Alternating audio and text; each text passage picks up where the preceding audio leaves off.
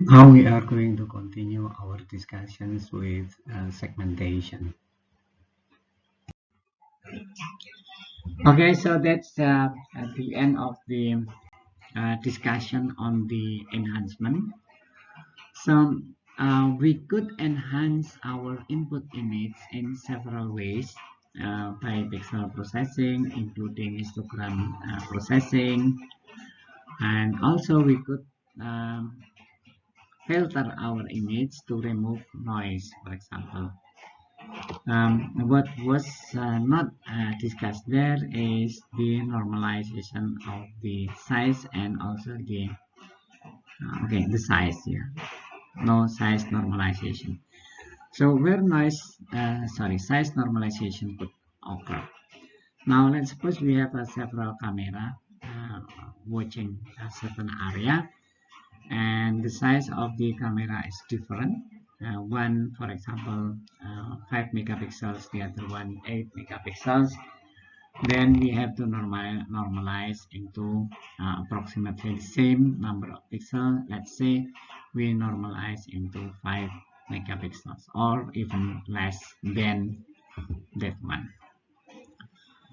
Okay, so now we will continue with the segmentation. So what is segmentation?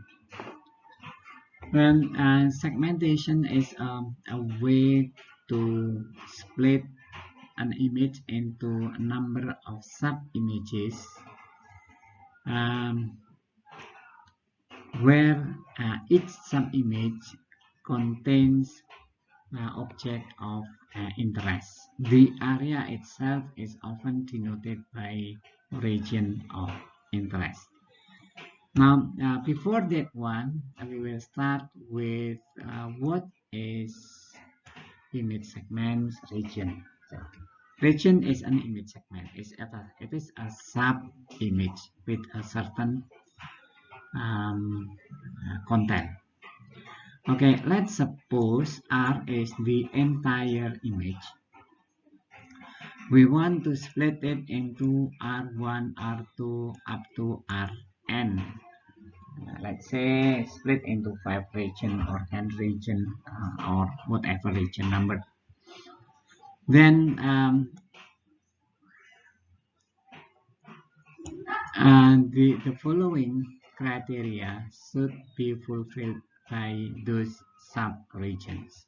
1a, that the union for each region, all regions are unions. The result is the same as the entire image. So no pixel loss and no extra pixel gain.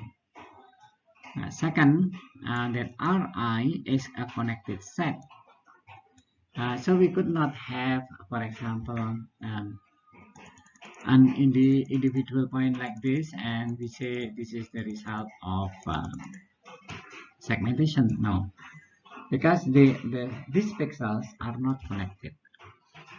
Then the intersection between Ri and Rj should be zero, should be null, and not zero, but should be null. There is no pixel that belongs to region 1 at the same time also belongs to region 2, and so on. Then we could make a predicate, logical predicate, which is defined over a certain region. So let's say that for region 3, the pixel value should be between 20 and 30. So that is the logical predicate, and it should be true. Okay. We should be able to create that logical predicate, which the answer is always true. Okay, and we could also create a logical predicate where we have intersection of Ri and Rj, and the result is always false. This follows from, sorry, not intersection, union of Ri and Rj, and the statement is always false for any adjacent regions of Ri and Rj. Okay, so now let's look at the result of the segmentation. So in the picture number 1, this is picture A.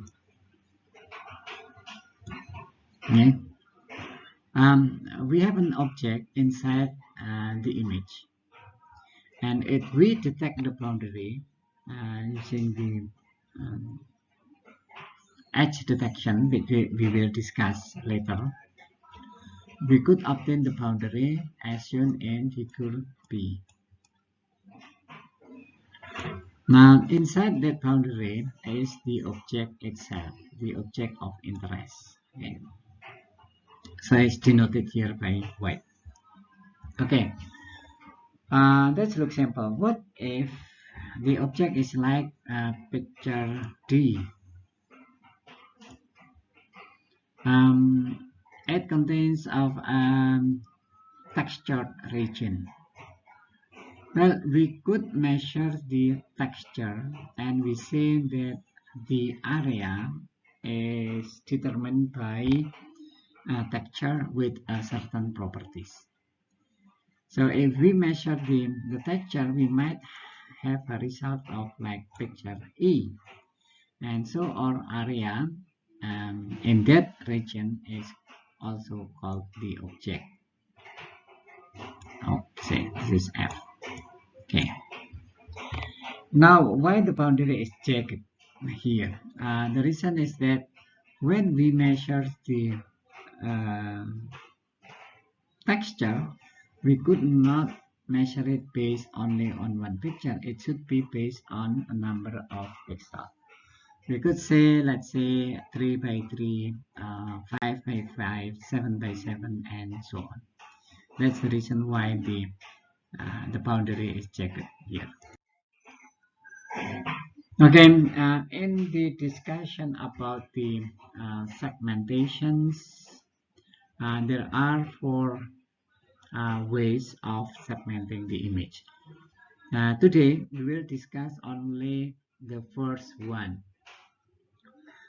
So, the edge-based segmentation. We are not discussing about the threshold-based segmentation, region-based segmentation, or motion-based segmentation.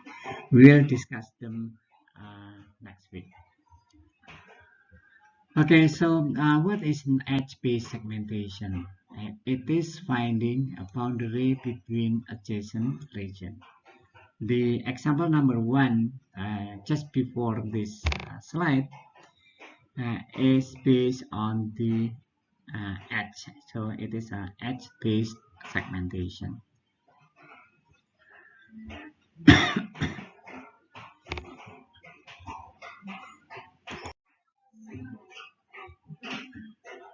Okay, we start with the behavior of the first and second derivative.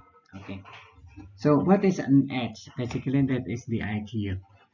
An edge is a boundary of 2 different levels of pixel intensity.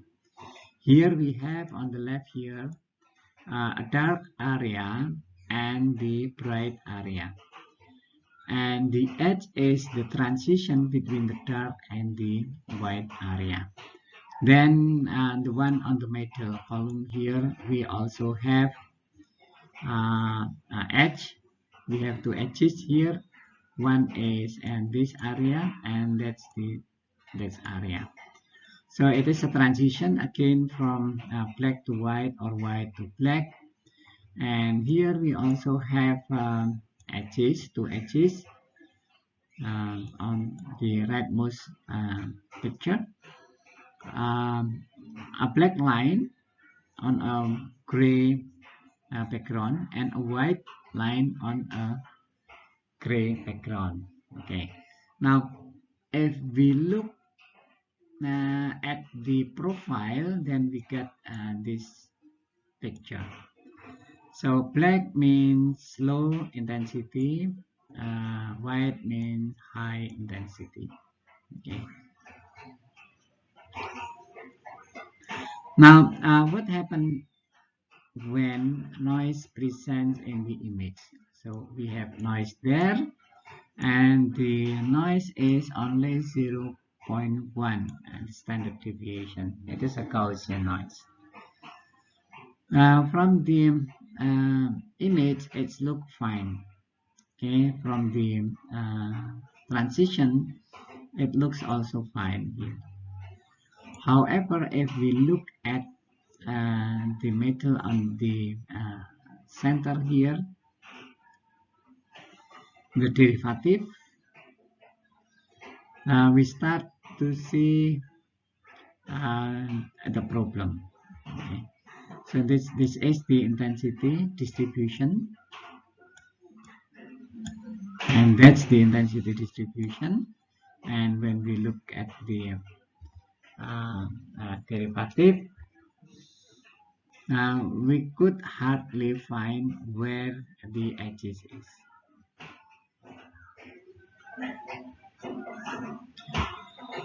Okay, so this is the intensity change again, and this is the derivative. So the derivative of any horizontal, any intensity, constant intensity is 0. The derivative of continuous change in intensity on a straight line is negative.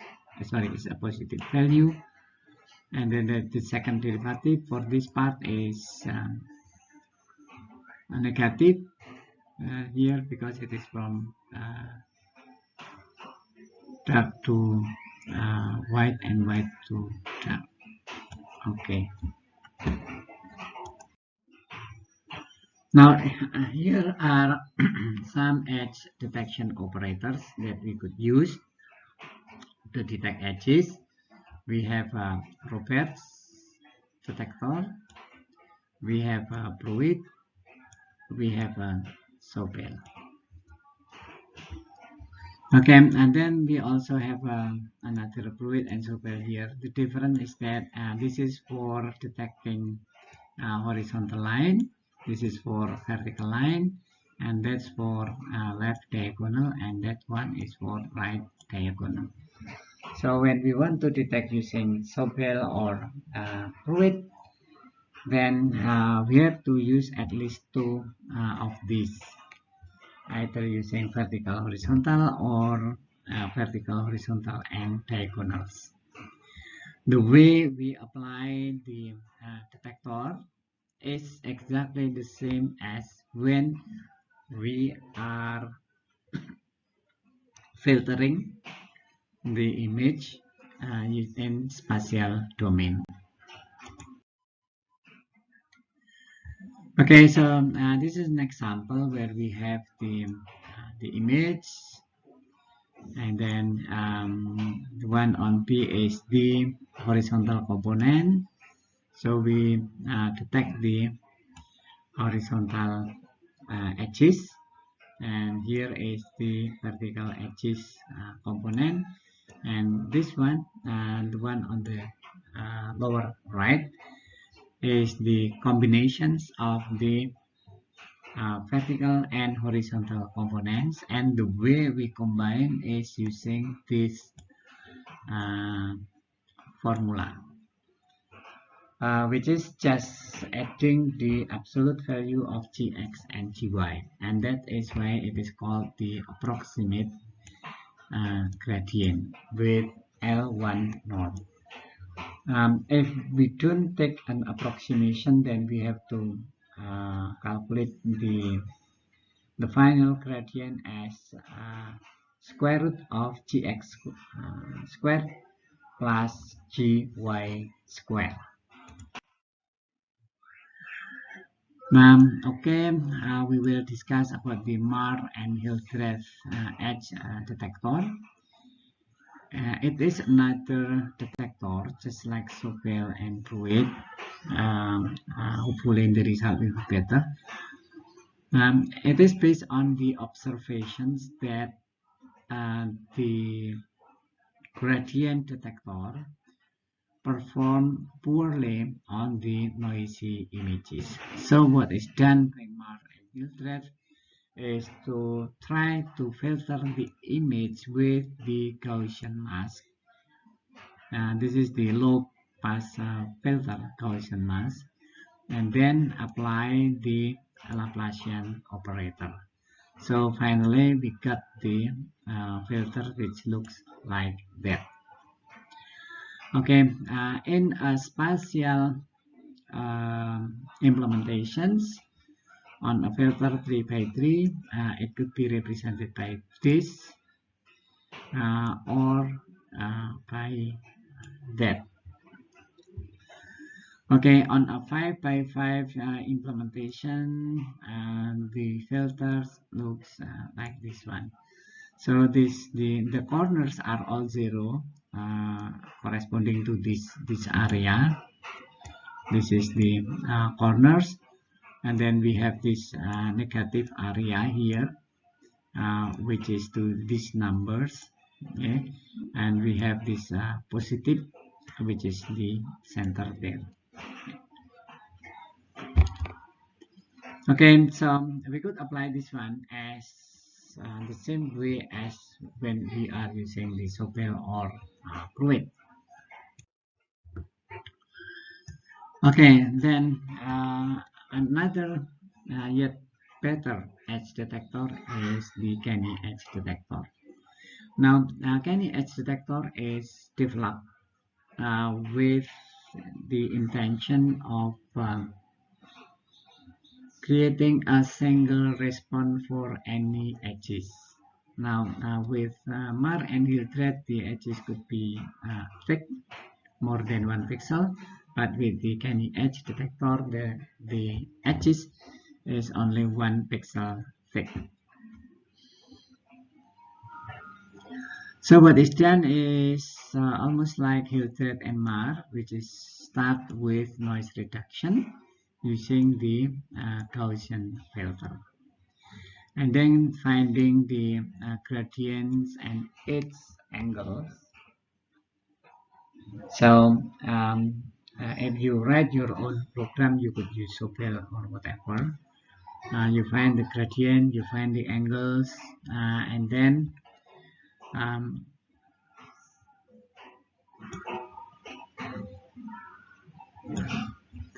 we find the non-maximum expression. Okay, just if you are wondering what is the angle. Okay, now let's suppose that you are calculating or computing the gradient. Either you are using the dx dy or using gx and gy of the Sobel. For example, you have gx is this, so this arrow represents a number, the strength of the gx, let's say 5, and then you have the gy. I will make this one a little bit longer. Let's say this is 5, and this is the gx, and this is the gy, and let's say that the value is 7. So what is the angle? Well, the angle is defined by the angle of the resultant. So the resultant is this one. We combine gx and gy, and here is the angle. Okay, gy. Okay, so this is the angle. Okay, so you have to maintain the to keep the gradient, which is the length of this combination.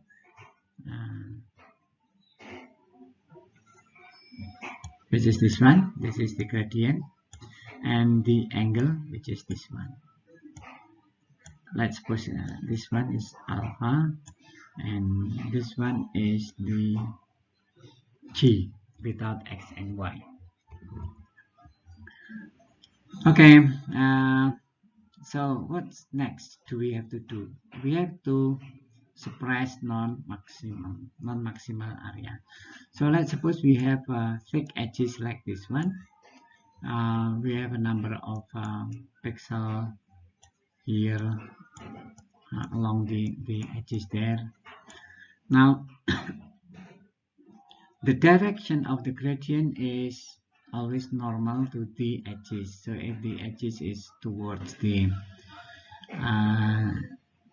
northeast, then the gradient of course will be in that direction, and that also in that direction. This one will also be on that direction. Now of those three pixels, okay, which one is the highest one? So we keep only the highest pixel. So we keep only pixel with the highest gradient value. The rest of this one will be removed, and that's why it is called the non-maximum suppression. Then the last step is hysteresis thresholding.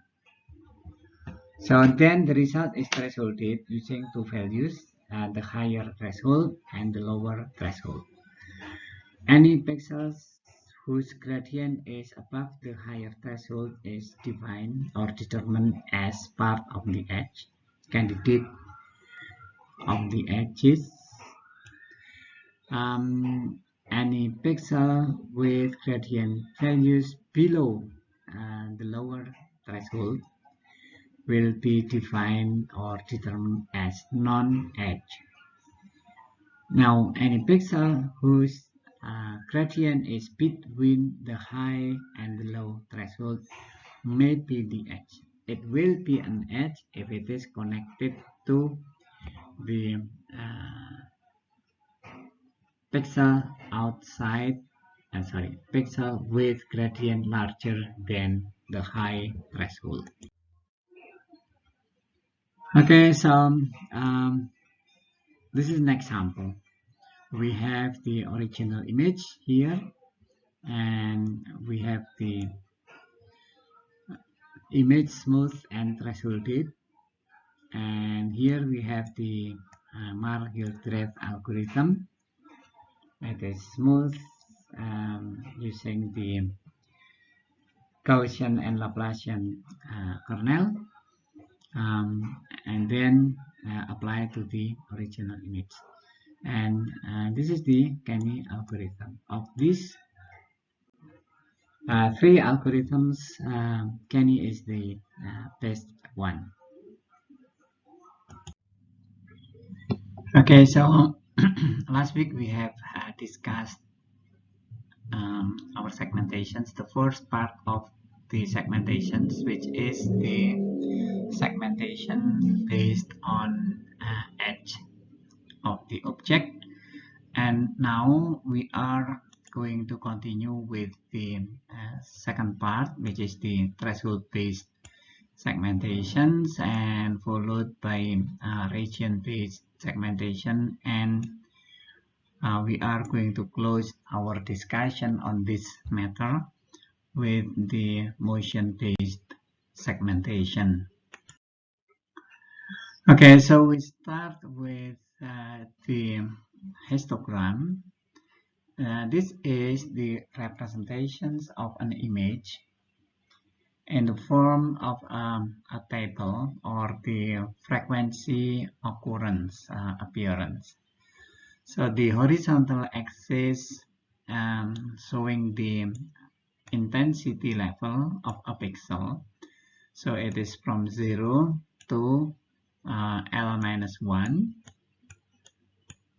for 1 byte component. It is from 0 to 255, and then the vertical axis showing the number of pixels having a particular color.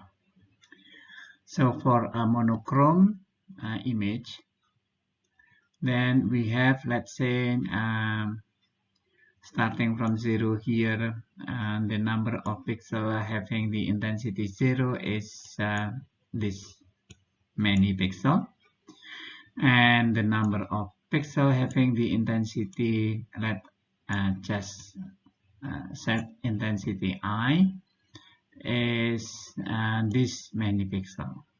okay, whatever the number of pixels are. And then the threshold-based segmentation, simply saying that, okay, let's we determine the threshold, the value of the intensity, which will separate the object into a number of segments based on the intensity value we chose, which we call it threshold. Now, if let's say the threshold we choose 100, and it's just an example. So all the pixels value below 100 will be set to object 1. The object 1 could be a background, could be object number 1. And then all pixels having intensity larger than 100 will be set to object 2. And the object 2 could be a real object number 2, but it could also be the first background. Now, if there are a number of intensity pixel which separates group of object number 1, number 2, and number 3, then we have to choose two thresholds, which is called T1, T2 in this picture, and all pixels below T1 will be grouped to object number 1.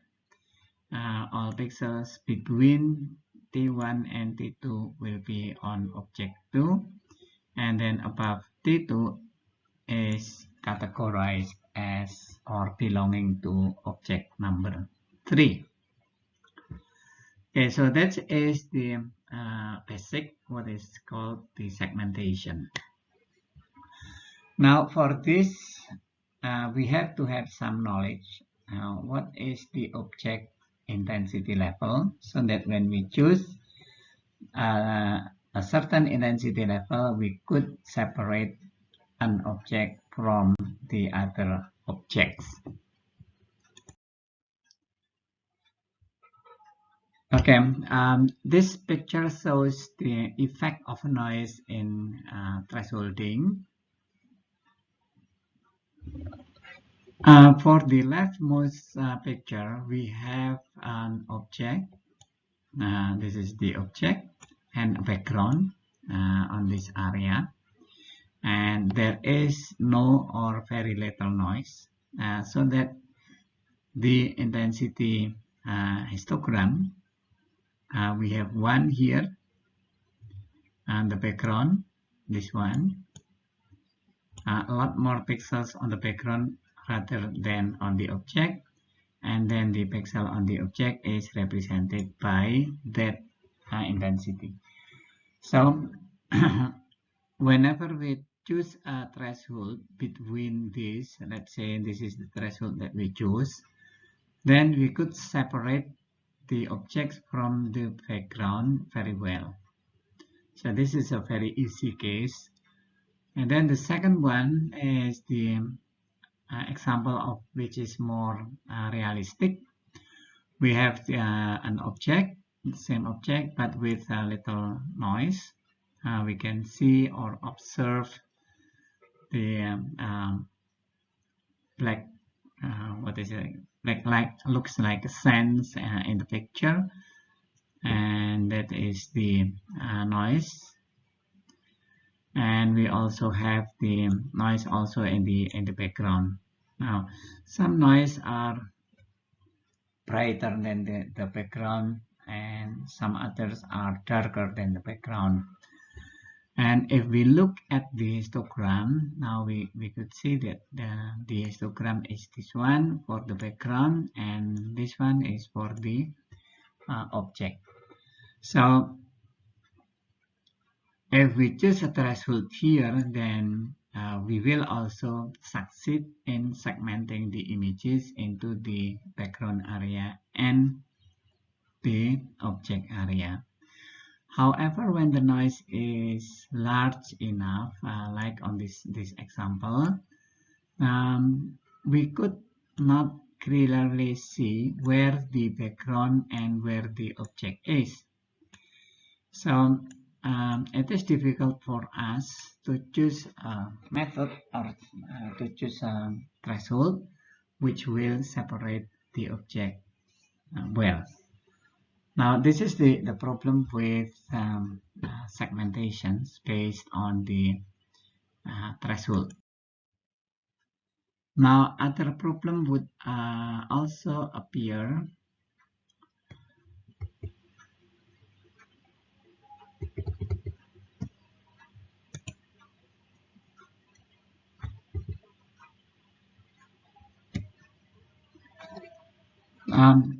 This picture shows that we have a lighting from the side.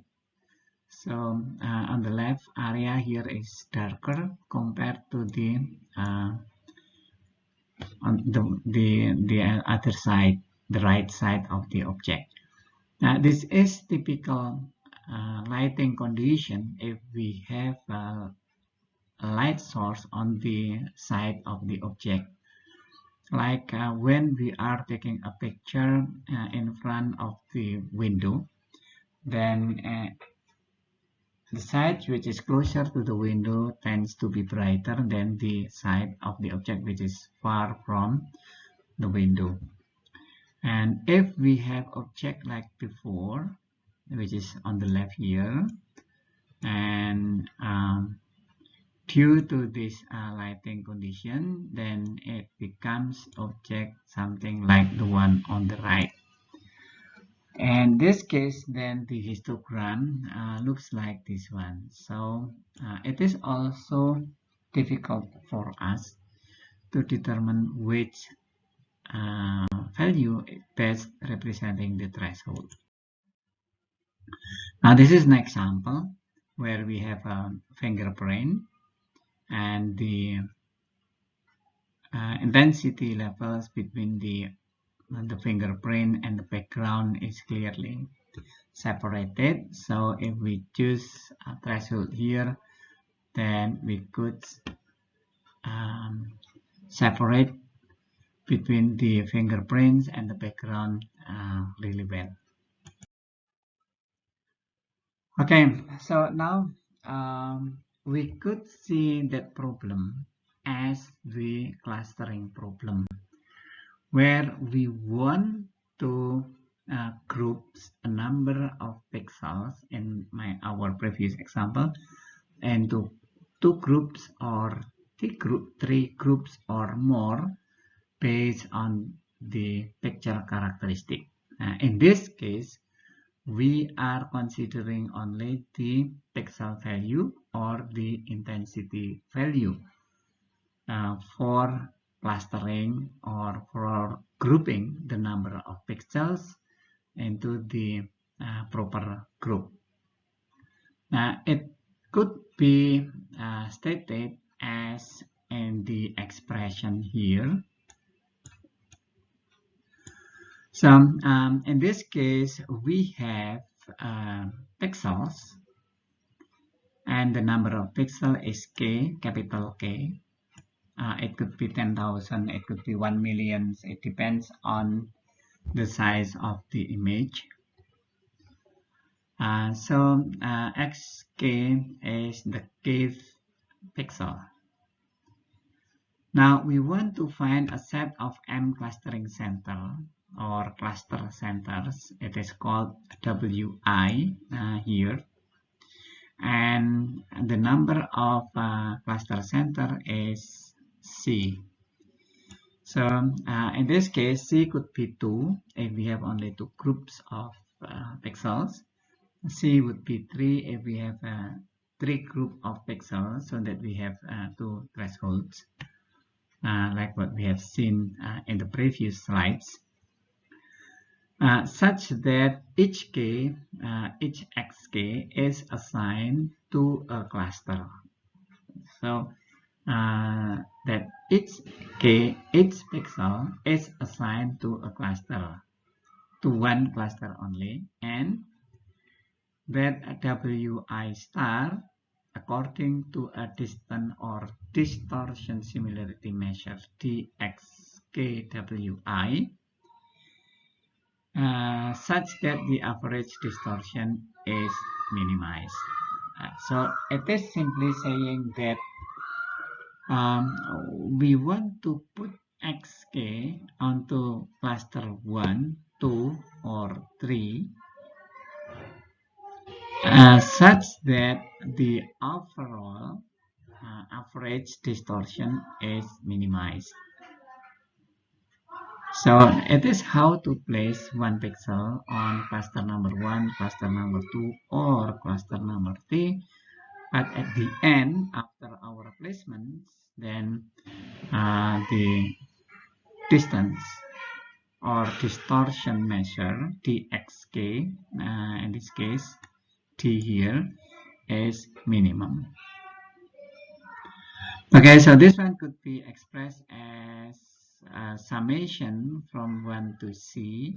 It means that the number for all cluster, okay, because the number of cluster is c, and then k from 1 to capital K, which means that for all pixels, ixk, which means that this is the intensity pixel xk, and dxkwi, this is the distance measure. We could use for dxkwi, we could use Euclidean distance, for example. So it would be a simple distance between the center and the pixels that we are going to put the pixel onto a particular cluster.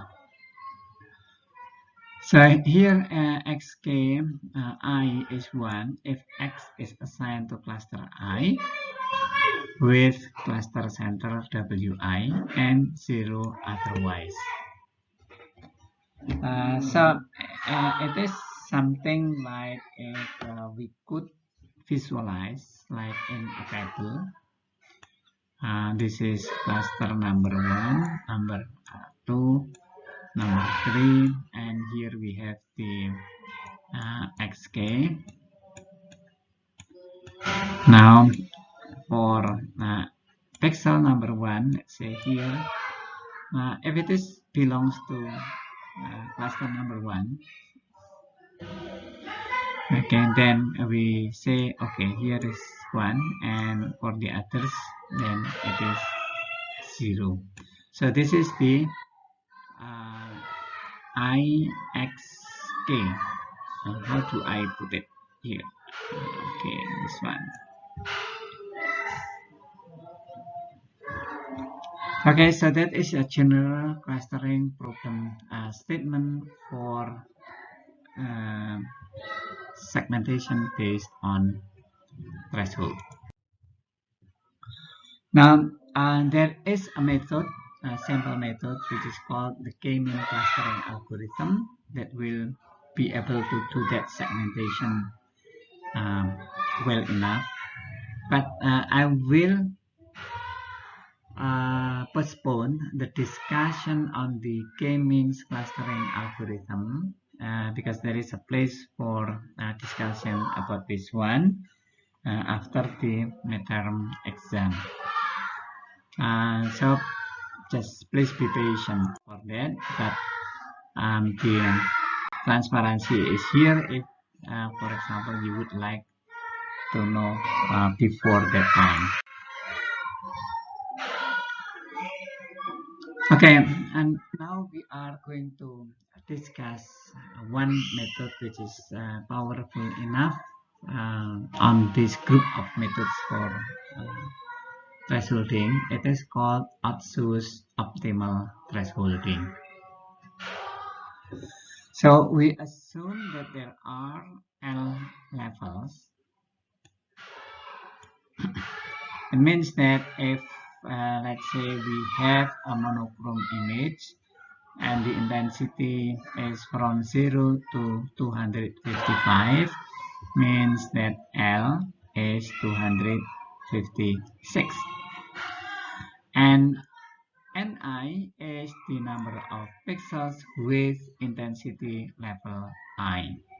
Okay, so it means that before we are performing the Otsu's optimal thresholding, what we have to do is to obtain the histogram of an image, which is just um, making a table, writing a table where each intensity level, how many pixel is intensity 0, how many pixel has intensity 1, how many pixel has intensity 2, and so on. For color pictures, then you have to do for the three components of the pictures. It could be the red, green, and blue. It could be the H, S, and I. Okay, so now we have MN, which is the size of the image.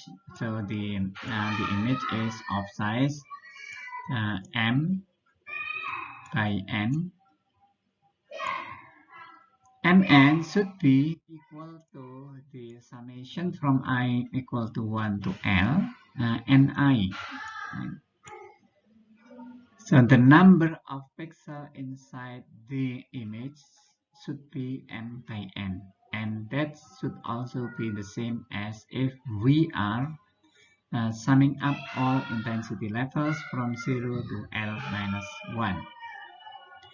Or in this expression is I from 1 to L. It means that the intensity starts from 1 in these equations. Okay, if we divide that with Mn, okay, so we divide that with Mn, then the number will be 1. And the summation of this one could be written as summation of Pi, which is the probability density function, or the probability of appearance of pixel with value I. Okay, so now assume that the intensity values are divided into two groups, okay, which is from 0 to K. This is group number 1. And group number 2 is from K plus 1 to L minus 1. Okay, to help you visualize, I will draw a simple histogram like this one. We have a histogram like this one. Now we will separate this one. This is the first group. We call it left group. This is the second group. Okay, so the intensity of the left group is from 0 to K, and the intensity of the right group is from K plus 1 to L minus 1. The probabilities pixel is in each group are P capital P1K is for the one on the left here, is equal to summation of I from 1 to K, because this is K, lowercase k, and P2, which is for the right, is the summation from I equal to K plus 1 to L minus 1. And remember also that P1 plus P2 must be 1. Because then they are representing the whole image. Now the mean values of each group and entire images are, now we could calculate the mean, which is denoted as M1K. This is for the left one. I will change my color to another color here. Let's suppose that this is the mean, which is this one. Okay, And let's suppose this is the second mean, which is this one. Okay. And what about mg? Mg is the mean or the average of the whole, okay, of the whole image. So the position for let's choose different color. Okay. Let's suppose this is the means for the whole image, and this is the mg. Okay, so we have, or we could calculate capital P1, capital P2, M1, M2, and G. Now we continue with defining what is called the between class variance. Okay, so between class variance denoted by sigma square B is defined as, this is for the left part of the pixel group, and this is for the right part of the pixel group. For the left part, it says that P1, capital P1K multiplied by M minus MG, M1 is for the left part, squared plus P2 M2K minus MG squared. This is the definition for the between class variance. Now, clustering result is optimal if a threshold Tk is selected such that sigma square B, which is the one there, for a particular value of k, this is called k star, is minimum. Okay. So in practice, how we calculate the threshold, which is here set as k star, is to try to vary the value for k. Okay. So we could vary this k here, let's say from 2 to 255, and then we always calculate sigma p square, and then after completed all the variations calculation, then we choose the value for k which gives us the minimum between class variance, and that's define the k star. Okay, so we got that value. It's not that complicated, and here are some of the results of that thresholding method. So we have an original image here. We have the histogram, and we have a method which segment that image. This is the, if I'm not mistaken, the Hildreth and Marr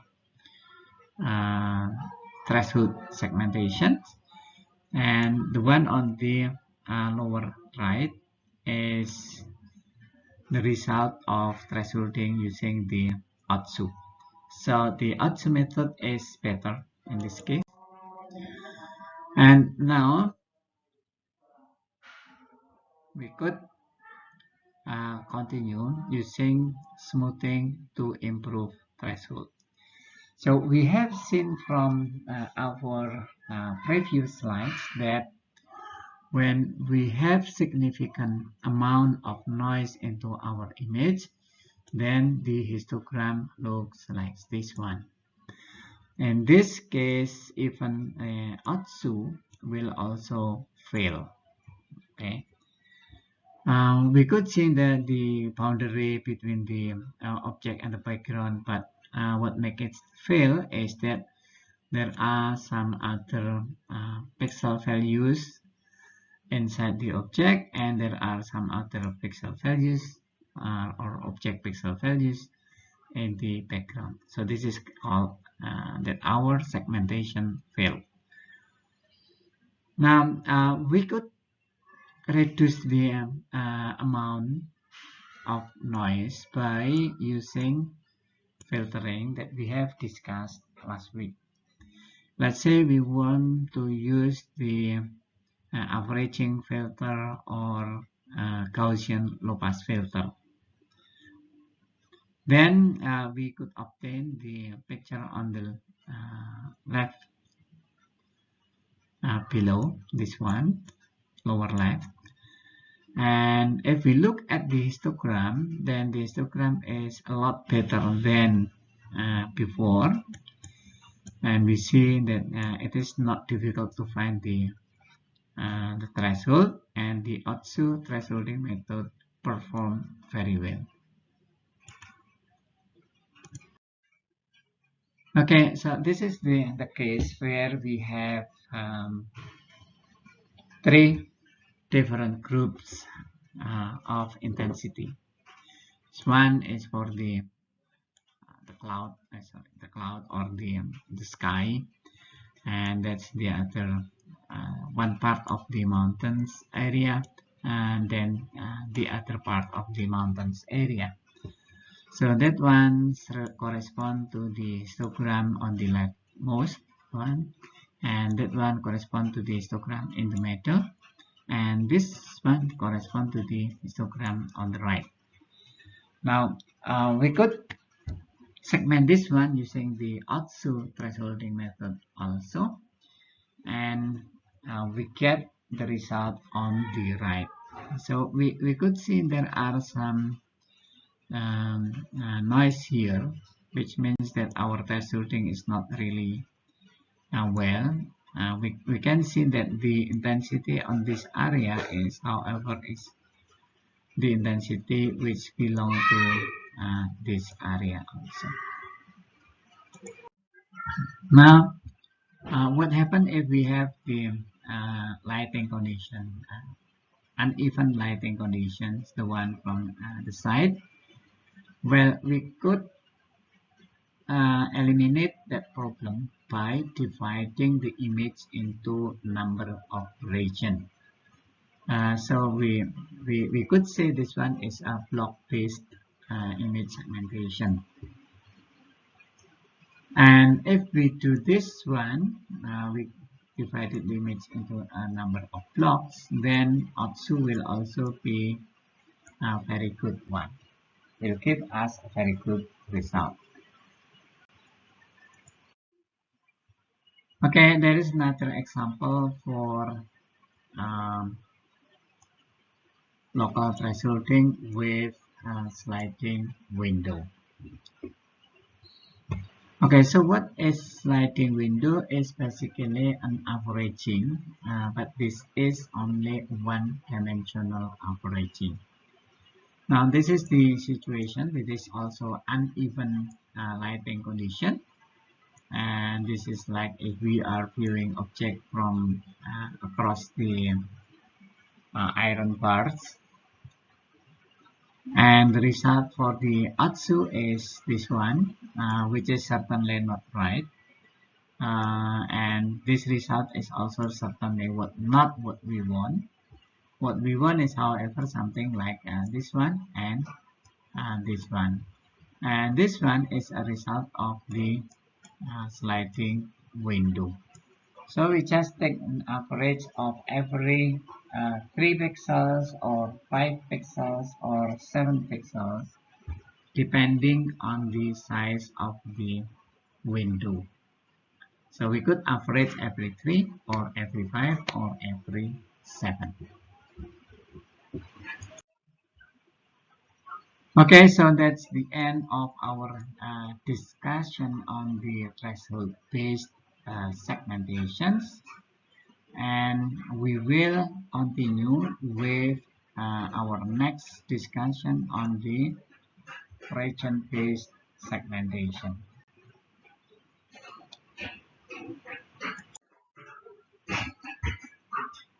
Okay, so the first method that we would like to discuss for the region-based segmentation is what is called the region growing method.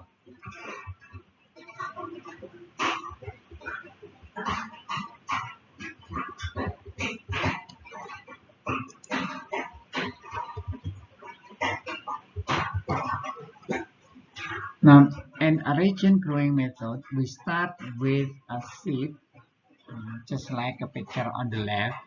We start with a seed somewhere here, yeah. And then the seed will grow, claiming some areas to be part of the tree itself. Uh, in the case of a plant, it grows up. Also, it grows down here. And the image processing, the way we grow is somehow something like this one. Some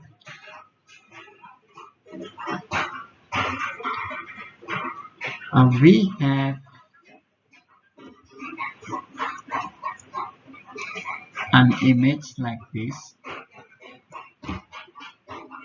We start from this point, for example. Let me zoom out this part.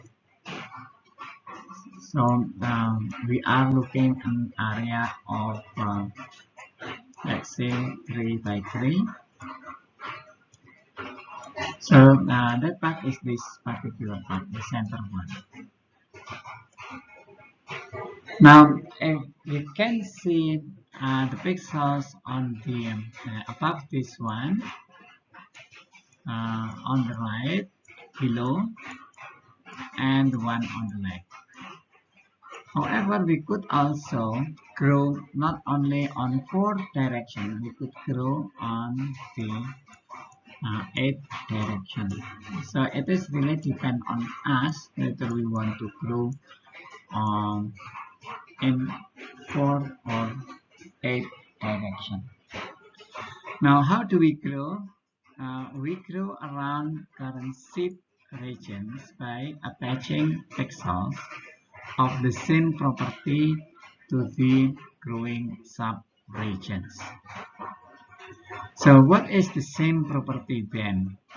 Let's say that the pixel in the center has a value of 5 and pixel on the right also here is also 5 and that is 5 in 7.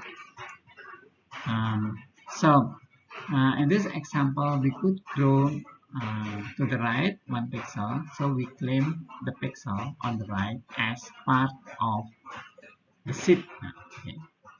Now the one on the upper right, it depends on the definition of same property. If same means exactly the same color, then we cannot expand our region to that area. However, if same property could be interpreted as plus or minus 1 pixel value, then the pixel on the upper right could be claimed as part of the seed. And then we check on other direction. Okay. So that's we do all the way until we could not grow anymore. So based on that one, we might end up with growing something like this one. Okay. Now, since other pixel has not been segmented, now we could plant another seed on the area which is not claimed yet. Okay, so we could, let's say, plant a seed here. Basically, it is a random position. So you could choose any position outside the area that is already been segmented. And that area will also grow all the way to any direction and we might end up with an area something like this one. Now in this case, we could again plan another sheet and so on until all pixels are categorized as belonging to region 1 or region 2 or region 3 and so on.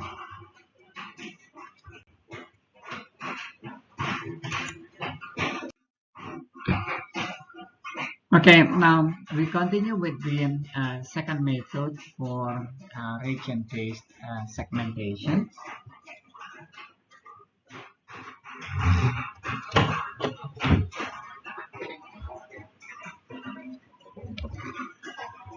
Okay, we start with the concept of region-based segmentation here.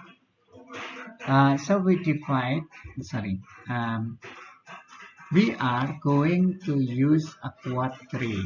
A quad tree is a tree where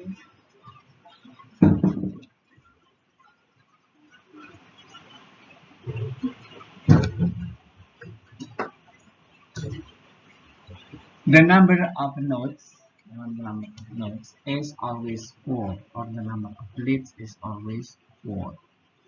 And it is suitable for image segmentation. So the 4 nodes of the tree in this example is called the R1, R2, R3, and R4. Represent the upper left, upper right, lower left, and lower right. So for this one, the concept, we start with R, the root here, representing the whole image. Then we check the image. If they have all the same colors, then we are done with the segmentation. If not, then we divide the image into 4. One is denoted by R1, R2, R3, and R4. So in our example, the upper left are all the same colors. So it could be represented by R1. The upper right are also all the same color. So it could be represented as R2. Now the lower left are all the same, so could be represented as R3. However, the lower right have different colors, so we divide the image into 4 regions, each of which is represented by R41, 42, 43, and 4. Okay, then we will check again the sub area of R41. So, for example, if R41 is not uniform, the color has a difference, then we will divide it into 4. So we might end up with 4 nodes again.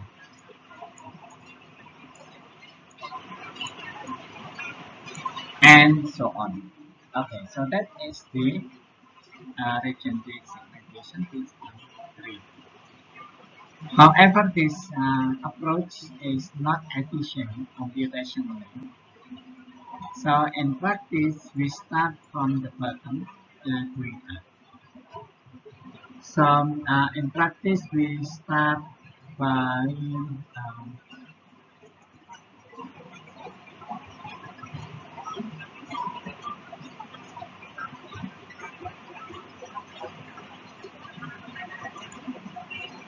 again, we start from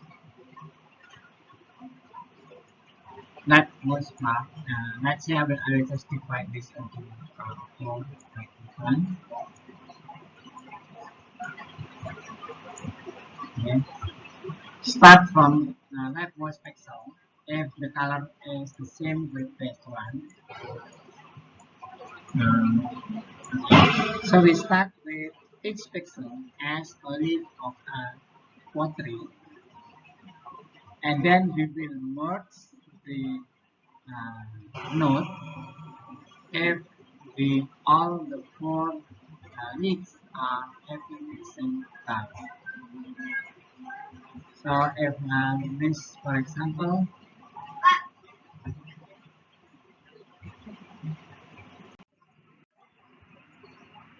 okay, another method for region segmentation is what is called the superpixel.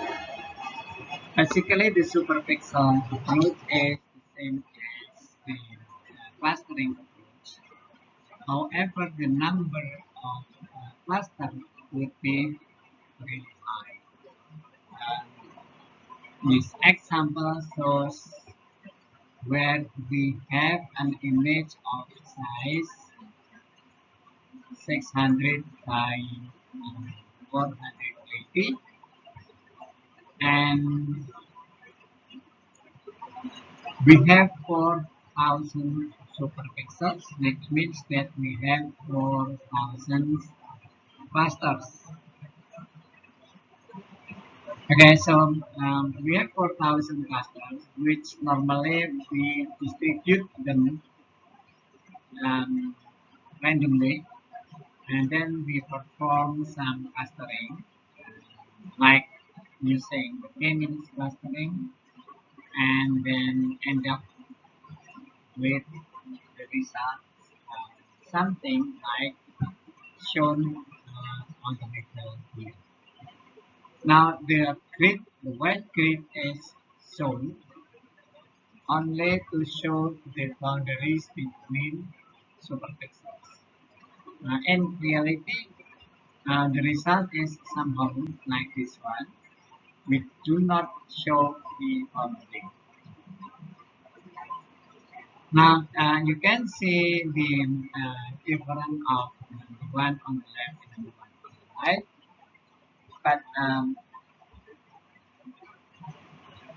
this method also has a limitation because not each segment represents an object. Okay, so there is another method, superpixel method, which is called the select.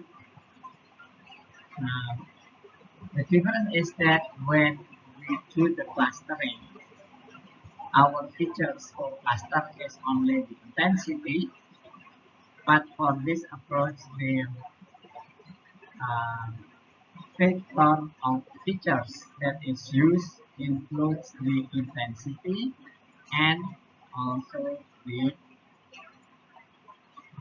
coordinate of the pixel. Now we will discuss this more uh, when we are discussing the clustering.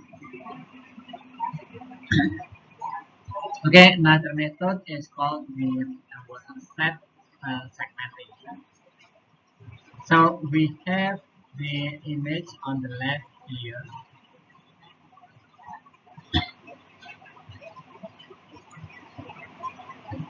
Now, in some approach, the, the image is just uh, directly plugged.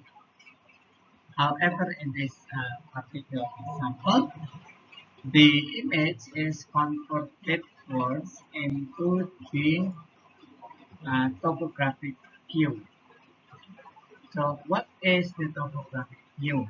It is just a different representation of the image. And one of the way to obtain the topographic view is by applying edge detector.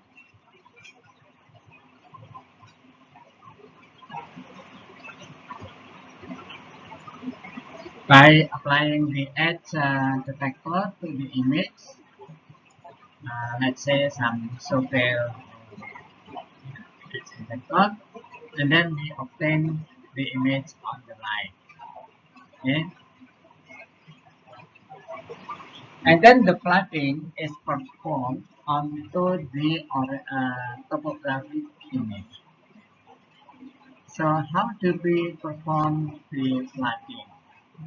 So we start with a position with a minimum values representing the area with low height information. So for those of you who is not familiar with topographic maps, it is a map showing the position and the height of the surface on a particular location. So we could start with the low position, for example, this area, and then we start pouring of water just like raining, and so that the area is flooded from this head onto the head of the one on the right, and then when we continue flooding, then it eventually will be flooded, or all the region will be flooded. Now, in the implementation, however, we are not pouring our water on that image, of course, but we are using a morphological region drawing approach. So the seed point, remember the region drawing approach that we have discussed before. The seed point is the local minima, okay, and the drawing method is called the dilation. So we are growing outward. Then the predicates that we apply during the dilation is similar gradient values. So we are growing as long as we have similar gradient values. Then the sub-region boundary is the dam building. So it means that when we are coming to the boundary of the area, then we build a dam on it so that water will not be pouring from one region or not spilling from one region to the other regions. Okay, so that is the watershed segmentation. Now, the last part of our discussion is the discussion on the motion-based segmentation.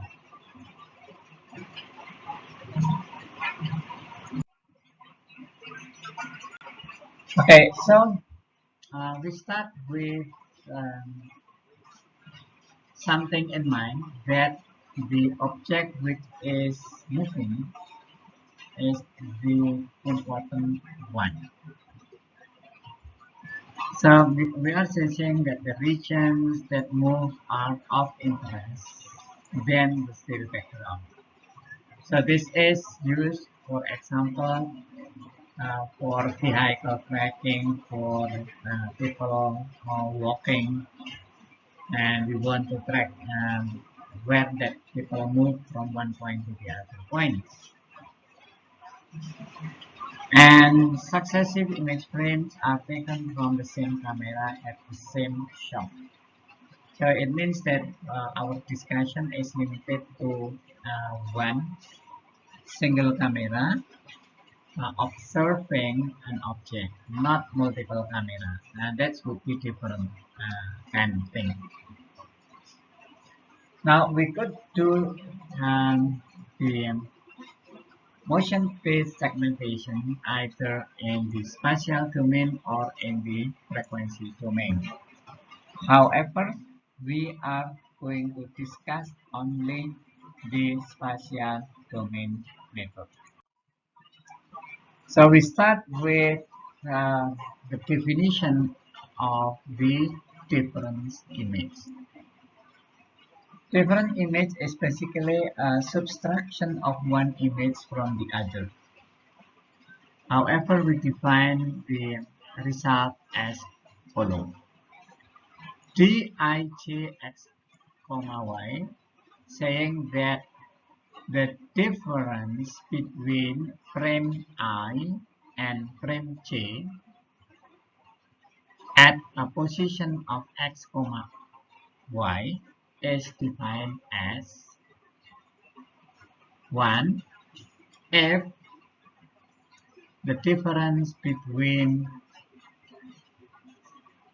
the pixel value from frame number I and frame number j, or you can say time I and time j, is larger than t. Otherwise, it is set to 0.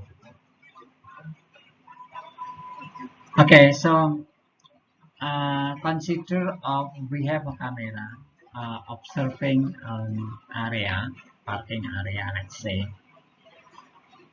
And then the camera will record frame by frame. Now we could process the frame by frame using the different image. So we subtract image number 1 from image number 2. Sorry, now on vice versa. Okay. Image number 2, frame number 2 from frame number 1.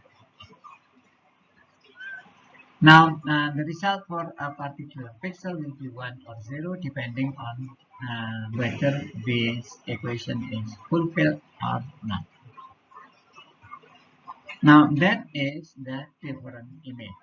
And then we have what is called the accumulative different image. Now, the accumulative simply means that we are accumulating k frames. Okay? Frames number I, frames number 1, 2, 3 until k, frame number k. And we use frame number O, number 0 as the reference point. So we say that AK is equal to summation of DOI xy. So what is DOI xy? Is defined there, right? So the difference of position x, y of frame number 0 and frame number 1, for example, is defined in the previous equation, in the above equations. And then we sum up with the difference between frame number 0 and frame number 2. Frame number 0 and frame number 3, frame number 0 and frame number 4. And let's suppose that k is 5, then followed by frame number 0 and frame number 5. Add it up all together, then we could obtain image something like this one. Now, this particular image represents a square object, not a square, rectangle object moving towards the lower right direction. There is a positive part and there is a negative part. However, what we calculated is the leftmost part is the absolute ATI. Okay, and if we want to calculate only a particular part, which is called the absolute, we have seen the equation for that one. This is the positive part, and this is the negative part. And the way to calculate is Rxy, where Rxy is the original image, the first frame number 0, and then subtracted by the value of the intensity at position x, y of image number k. Remember, k is from 0 to whatever. Then it could be 1, 2, 3, 4, 5.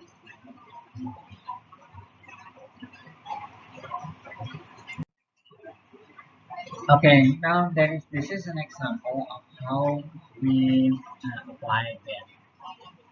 Now let's suppose we want to obtain a background on the intersection because we install a new camera for uh, surveillance on that particular intersection. Now we could do the process something like this one. Okay, let's suppose that that direction is stop and a car is moving towards the right. Okay, so we get a frame number 0. Let's say this is the position, and then we have a different position where car is in the middle of the street, crossing the street, and one on the right is when we subtract the car from the image so that we have the background. So it means that this could be used to set up background when we install a new camera on a particular position. Okay, so that is the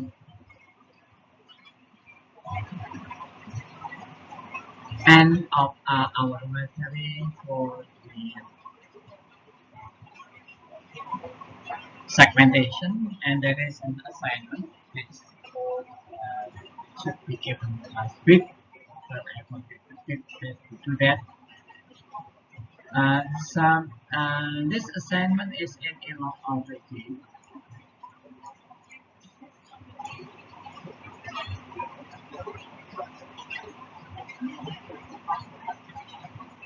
It is in log, so you can download the picture on the net. It is not a simple thing to do.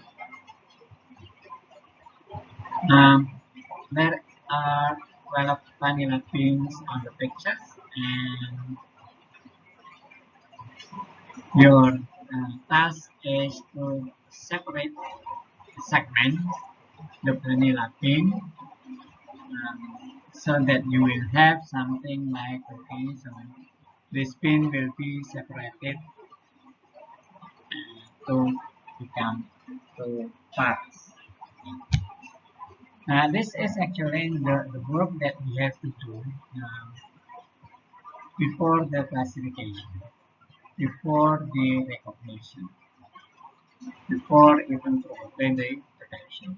So first we have to segment to define the area of interest, and then measure some properties from that one, and then we could based on the properties that we have measured from that, we could classify the object.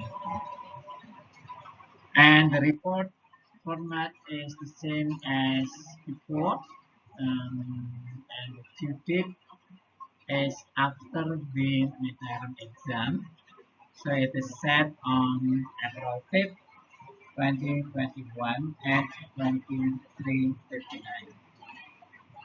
So it is 3 weeks, more than 3 weeks, I think. From week, yeah, it's almost 4 weeks. Almost 4 weeks for this one because of the midterm examination. Okay, so this is the end of our discussion on the segmentations, and we'll continue with feature extraction.